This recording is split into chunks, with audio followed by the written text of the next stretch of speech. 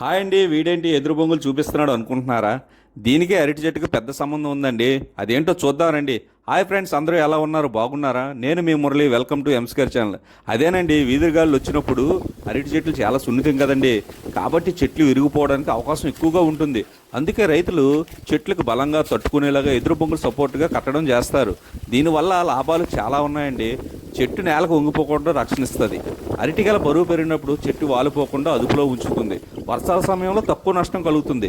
అరటి చెట్టు రక్షణ రహస్యాలు రైతు తెలివైన టెక్నిక్ అండి. గాలి వేస్తే చెట్టు వణుకుతుంది, గెల బరువు పెరిగితే వంగిపోతుంది. కానీ చెట్టు విరగకూడదనుకునే రైతు ఒక బొంగు సపోర్ట్ ఇస్తాడు. గాలి ఎంత బలమైన సపోర్ట్ ఉంటే నిలబడుతుంది. మనిషి జీవితం అంతే కదా. సమస్య ఎంత పెద్దదైనా ఒక బలమైన సపోర్ట్ ఉంటే వణికినా ఒరిగినా విరగడు, నిలబడతాడు. కొంచెం సహాయం ఒక జీవితాన్ని నిలబెడుతుంది. అది చెట్టు అయినా మనిషి అయినా. నా కంటెంట్ మీకు నచ్చితే లైక్ చేసి, షేర్ చేసి, సబ్స్క్రైబ్ చేయండి.